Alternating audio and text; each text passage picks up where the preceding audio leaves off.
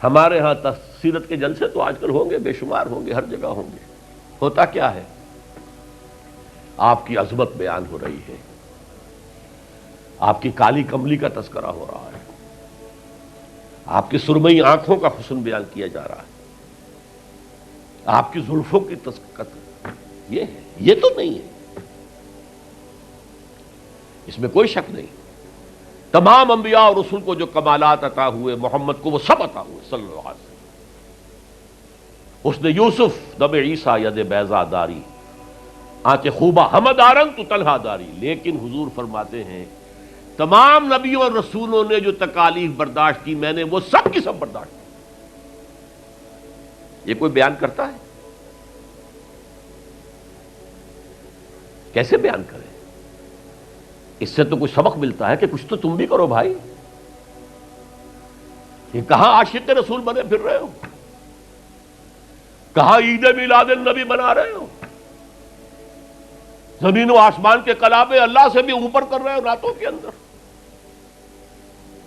یہ نہیں ہے محمد سے نسبت اور تعلق کا معاملہ.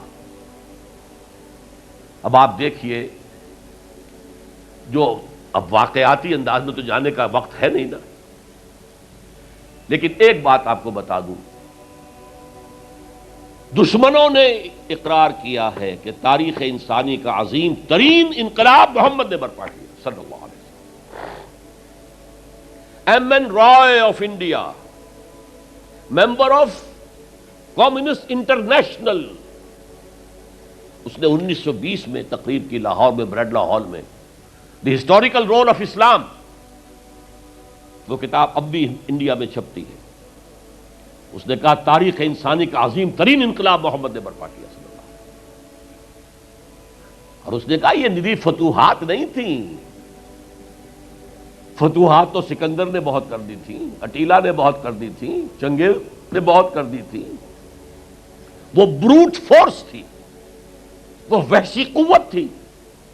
اور محمد کی فتوحات اور ان کی امت کی فتوحات سے نئی تہذیب دنیا میں آئی، نئی روشنی دنیا میں آئی، نئے علوم ایجاد ہوئے، دنیا منور ہو گئی. بہت عمدہ کتاب ہے ہسٹوریکل رول آف اسلام. 1980 کے قریب کتاب چھپی امریکہ میں، دی 100 a selection and gradation of the 100 most influential personalities of human history. تاریخ انسانی کا دھارا بہتا ہے، ہم بھی اس میں بہ رہے ہیں، جدھر بہ رہا ہے ہم بھی بہ رہے ہیں. چلو تم ادھر کو ہوا ہو جدھر کی. کچھ لوگ ایسے ہوتے ہیں کہ جو دھارے کا رخ بدلتے ہیں.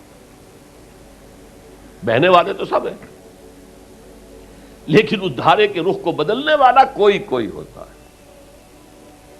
تو ڈاکٹر مائیکل ہارٹ نے پہلے 100 آدمیوں کا انتخاب کر لیا جنہوں نے تاریخ کے دھارے کا رخ موڑا ہے. سلیکشن، پھر گریڈیشن. ان میں سب سے زیادہ جس نے موڑا ہے، جس سے سب سے زیادہ مؤثر ہوا، وہ کون؟ نمبر 1، پھر نمبر 2، پھر نمبر 3، 100 تک چلا گیا.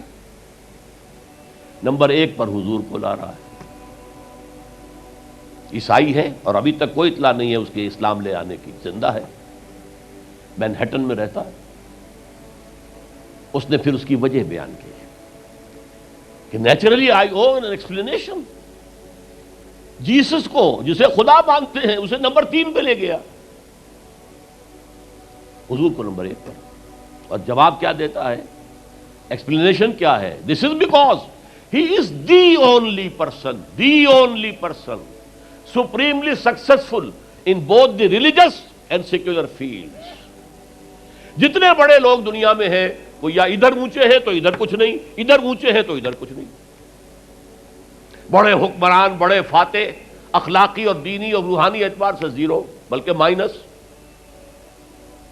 بڑے مذہب، اخلاقی تعلیمات، روحانی تعلیمات بہت اونچے، گوتم بدھ، حضرت مسیح، لیکن ریاست، حکومت، سیاست 0. ایک ہی شخص ہے، ایک شخص ہے. کتنی بڑی سچائی اس کے قلم سے نکلی ہے. دی only person supremely successful in both the religious and the secular fields. بہرحال یہ سمجھیے کہ تکمیل رسالت کا یہ مرحلہ ہے، یہ مظہر ہے۔ اگر حضور نے اس کو قائم کر کے نہ دکھایا ہوتا تو کہا جا سکتا تھا کہ ٹھیک ہے جی نظام تو بڑا اچھا ہی ہے، لیکن یہ انہونی بات ہے، بھلا کوئی بات ہے؟ سید القوم خادمہم، قوم کا سردار خادم ہوتا ہے، شاعری ہے یہ، اچھا شعر کہہ دیا ہے۔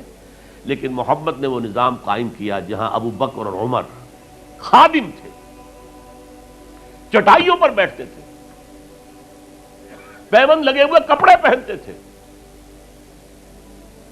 رات کو گشت کے دوران کسی عورت کے کراہنے کی آواز آئی ہے، پتہ کیا، معلوم ہوا کہ درد ذہ میں ہے اور کوئی اٹینڈ کرنے والا نہیں ہے، فوراً گھر گئے، اپنی بیوی کو لے کر آئے، فرسٹ لیڈی، اور اس نے مڈ وائف کا کام کیا ہے۔ ایک اور جگہ دیکھا، بچوں کو رونے کی آواز آئی، پوچھا کیا ہے؟ ماں نے کہا کہ میرے پاس کھانے کو کچھ نہیں ہے، بچے بھوک سے بلک رہے ہیں، اور میں نے یہ صرف ہانڈی چڑھا دی ہے چولہے کے اوپر کے دھوکہ دینے کے لیے کہ کچھ پکا رہی ہوں، تھوڑی دیر میں روتے دھوتے سو جائیں گے۔ کانپ گئے بیت المال، وہاں سے ایک بوری آٹے کی لی، اپنے کندھے پر، غلام سے کہا میرے کندھے، اس نے کہا میں نہیں چلتا ہوں حضرت۔ نہیں، قیامت میں تم میرا بوجھ نہیں اٹھا سکو گے۔ اپنے کندھے پر بوری لگ کر گئے ہیں، وہاں جا کر کھانا پکوایا ہے۔ یہ سید القوم خادم ہوں، کبھی دیکھی تھی دنیا نے یہ بات؟ قائم کر کے دکھایا، نوع انسانی پر حجت قائم کی ہے۔ مائیکل ہارٹ نمبر 1 پر لا رہا ہے، آپ غور کیجیے۔ ایچ جی ویلز کی بھی اب وقت نہیں ہے میرے پاس، میں نے وہاں تقریر کے اندر پوری واضح کی بات، اس کی شہادت، حالانکہ وہ شاتم رسول ہے، حضور کو گالیاں دی ہیں اس نے، بالکل رشدی کی طرح، اور تسلیمہ نسرین جو ہے بنگلہ دیش کی اس کی طرح، لیکن ایک اعتبار سے گھٹنے ٹیک کر حضور کی مدح کرنے پر مجبور ہے۔ تو یہ اصل میں بات تکمیل رسالت ہے، پیش کر دینا، پہنچا دینا، وما علینا الا البلاغ، یہ بھی رسالت کا معاملہ ہے، یہ ابتدائی مرحلہ ہے۔ اس نظام کو قائم کر کے دکھانا، انقلاب برپا کرنا، اس کو چلا کر دکھانا، چاہے وہ 30 برس رہا، لیکن دنیا کا کوئی دوسرا نظام تو ایک دن بھی قائم نہیں ہوا۔ جس ڈیموکریسی کا خواب والٹیئر اور روسو نے دیکھا تھا، ایک دن کے لیے بھی نہیں آئی۔ یہ تو کیپٹلسٹ کی ڈکٹیٹرشپ ہے جسے جمہوریت کہا جا رہا ہے۔ جمہوریت کہاں ہے؟ It's the dictatorship of the capitalist. Billionaire نہ ہو تو آپ الیکشن کیسے لڑیں گے؟ عام آدمی الیکشن لڑ لے گا۔ دے میں استبداد جمہوری قوام پائے کو، تو سمجھتا ہے یہ آزادی کی ہے نیلم پری؟ ہم نے خود شاہی کو پہنایا ہے جمہوری لباس، ابلیس کا ایک مشیر کہہ رہا ہے، ہم نے خود شاہی کو پہنایا ہے جمہوری لباس، جب ذرا آدم ہوا ہے خود شناس و خود نگر۔ آدمیوں میں اپنے حقوق کا ذرا احساس، اور یہ احساس محمد نے پیدا کیا صلی اللہ علیہ وسلم۔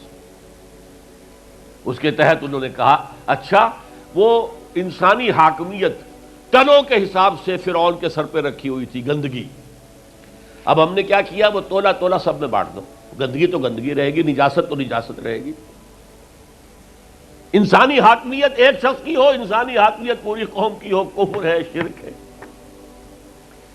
بہرحال تکمیل رسالت کا ایک پہلو یہ ہے، اس کی مثال میں آپ کو دے دوں، نام چونکہ پہلے بھی 2 مرتبہ لے چکا ہوں، سقراط کا شاگرد بھی اور شارح بھی، سقراط کی اپنی کوئی کتاب نہیں ہے، وہ معلم تھا بس، اس کا فلسفہ بیان کیا ہے افلاطون نے، اور پلیٹو نے کتاب لکھی دی ریپبلک۔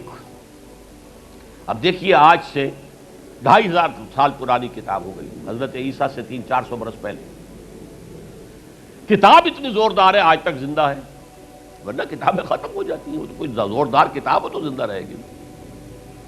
نقشہ پیش کیا ایسے ہونا چاہیے، نظام حکومت ایسا ہونا چاہیے، فلاں ایسا ہونا چاہیے، فلاں ایسا ہونا چاہیے، لیکن وہ نظام ایک دن کے لیے بھی دنیا میں کہیں قائم نہیں ہوا، لہذا اسے کیا کہیں گے؟ یوٹوپیا ہے، ایک خیالی جنت ہے۔ حضور نے بھی خیالی جنت پیش کر دی ہوتی، قائم کر کے نہ دکھاتے تو وہ حجت نہیں بن سکتی نوع انسانی۔ تکمیل رسالت، نہ حضرت ابراہیم کے ہاتھوں کہیں نظام قائم ہوا، حالانکہ ابو الانبیاء، خلیل اللہ، امام الناس، انی جاعلک للناس اماما واتخذ اللہ ابراہیم خلیلا، نظام تو نہیں بنا، نہ موسیٰ کے ہاتھوں نہ عیسیٰ کے ہاتھوں علیہم الصلوۃ والسلام۔ یہ صرف محمد الرسول اللہ صلی اللہ علیہ وسلم کا مقام ہے کہ آپ نے ایک عظیم انقلابی جد و جہد، میری کتاب لے کر پڑھ لیجئے اگر تقریریں نہ سنی ہو، تقریروں میں مختصر مفصل منہج انقلاب نبوی، اتنا عظیم کارنامہ، عظیم ترین انقلاب جو برپا کیا 23 برس کے اندر حضور نے، تو اس کے منہج کیا تھا، منہاج کیا تھا، طریقہ کار کیا تھا، اسے سمجھیے۔ منہج انقلاب نبوی میری کتاب ہے، 400 صفحے کی، سیرت کا انالیسس ہے، سیرت کا 6 steps of revolutionary process as deduced from the سیرہ of the prophet، اس کو فلسفہ سیرت کہیں گے ہم، تو پڑھیے اس کتاب۔